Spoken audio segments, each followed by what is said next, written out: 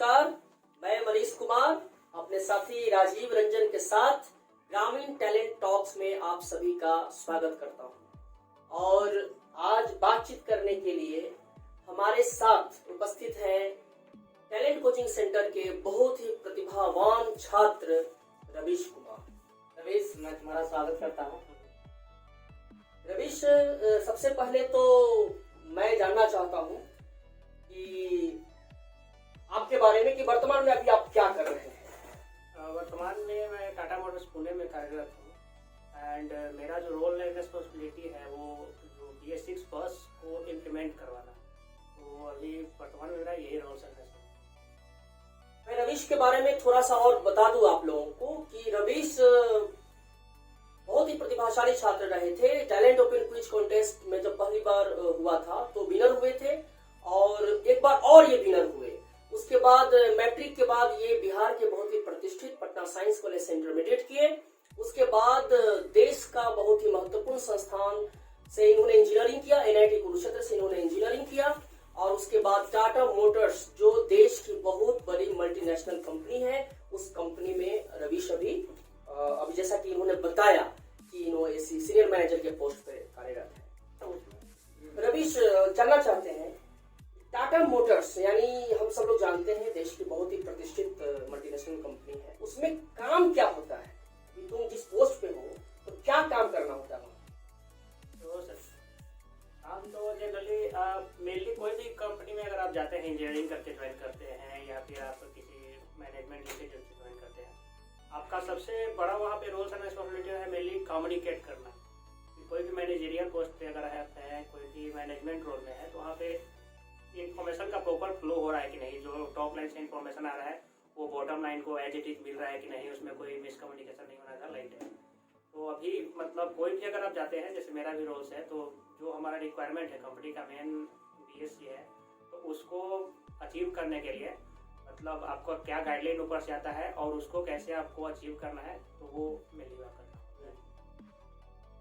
अब हम लोग पीछे जाएंगे, यानी बचपन में जो शुरुआत हुई थी, जर्नी की जो शुरुआत हुई थी, तो वहां से हम लोग शुरुआत करेंगे रवीश के बारे में। तो सबसे पहले रवीश ये बताओ, कब ऐसा लगा था, कौन सा वो टाइम था, कौन सा वो क्लास था जब लगा था कि मैं इंजीनियर बनूंगा आगे जा करके, या फिर कुछ और बनने की इच्छा काम थी?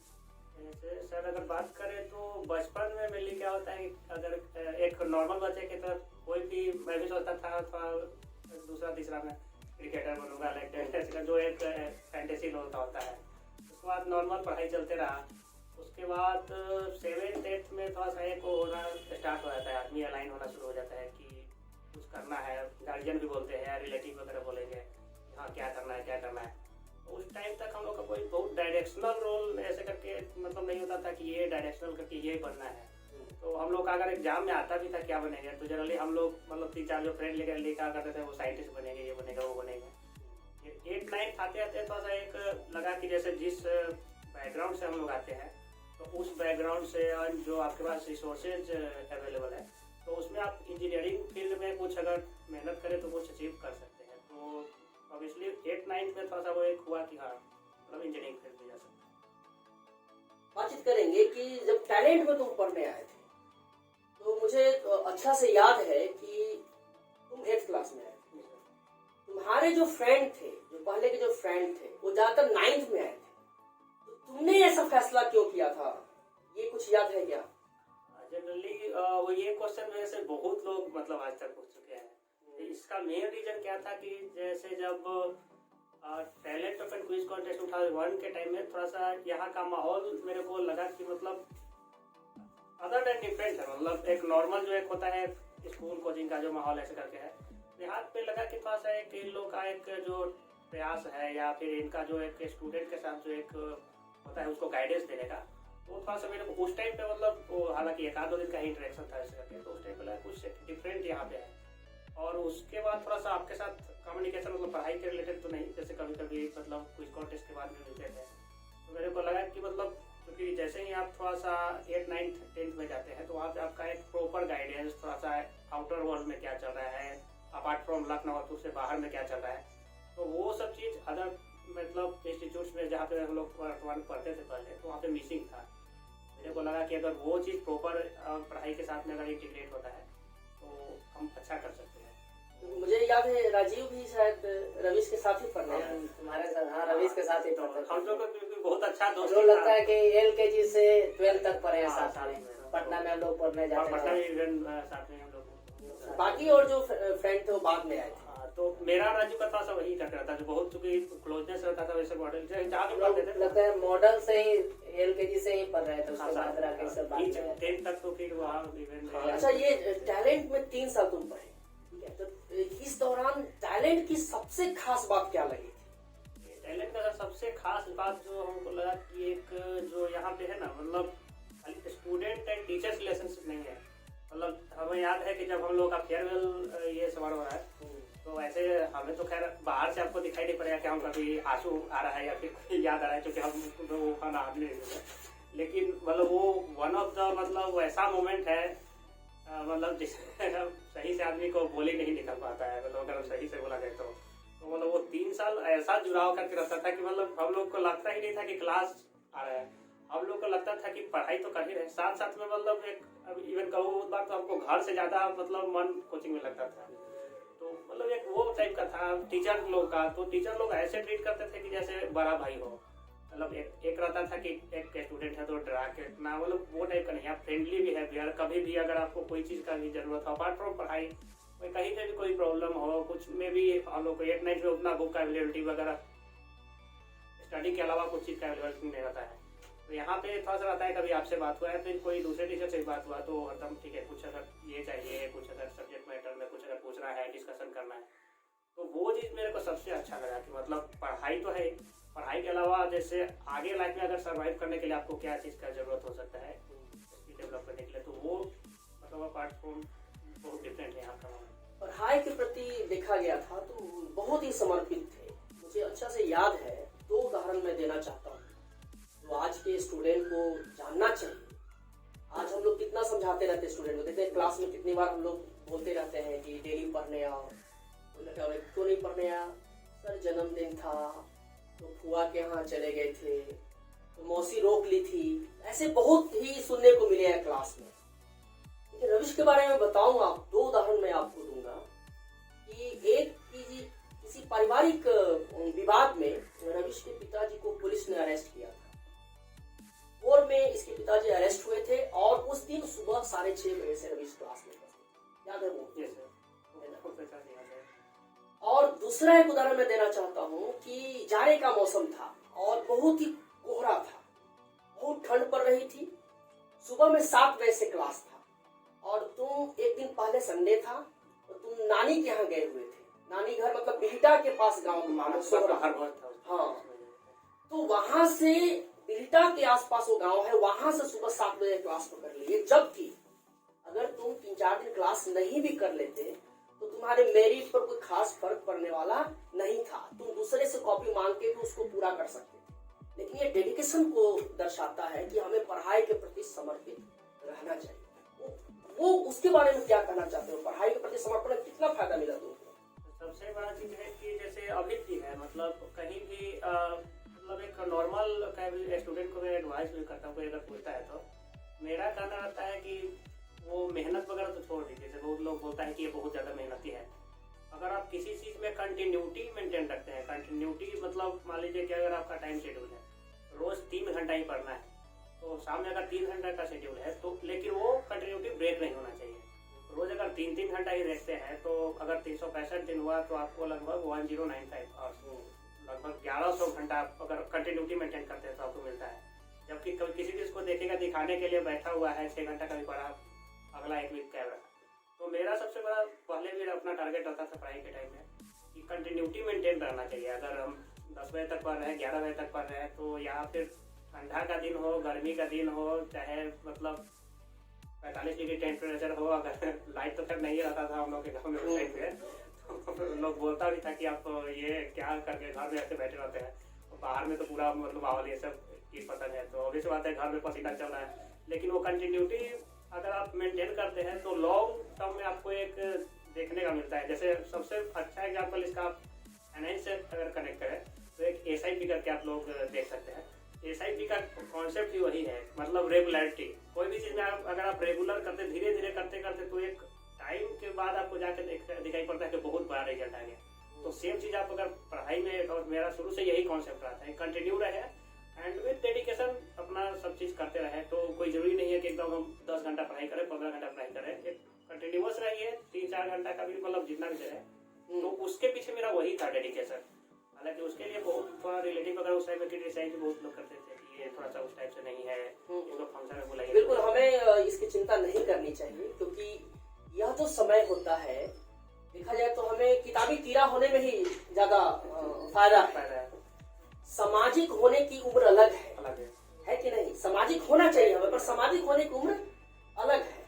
और कई बच्चे बचपन से ही जो है ना, इस प्रकार से अपने आप को इन्वॉल्व कर देते हैं सोसाइटी में या फिर अन्य जगहों पर, कि बहुत नुकसान हो जाता है। क्लास में भी हम लोग रहते थे तो ये हम लोग पीछे बैठते थे और बेंच हिलाते रहते थे, अपना आराम से बैठा रहता था।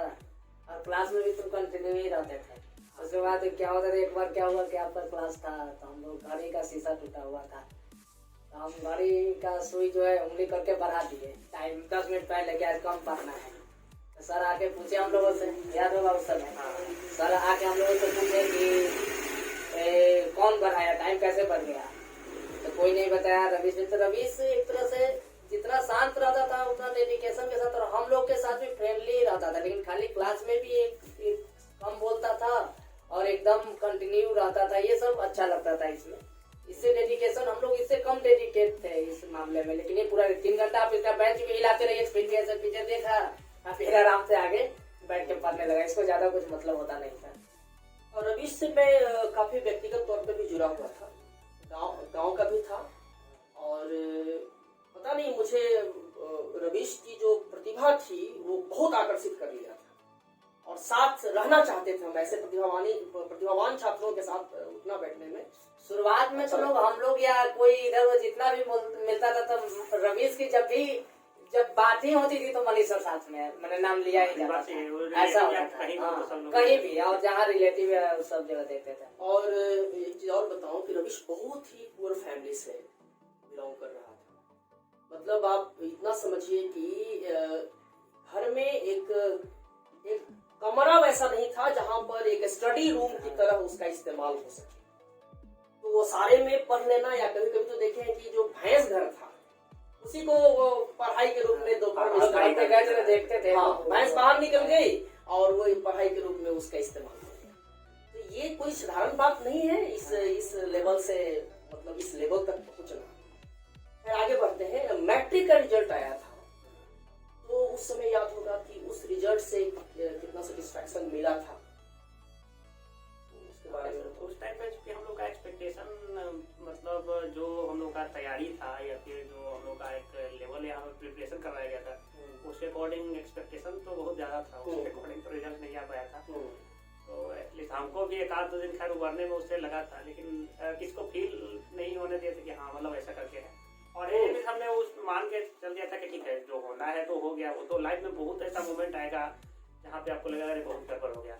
लेकिन मतलब आज अगर देखते हैं तो मतलब इवन एक नॉर्मल किसी को भी एडवाइस भी एक हो सकता है कि कोई भी अगर आपके साथ मैट्रिक का एक रिजल्ट हुआ, वो एक बैड मोमेंट उसको बोल सकते हैं। कोई भी अगर वैसा मोमेंट हो जाए तो आप ये मत चाहिए कि सब चीज खत्म हो गया है।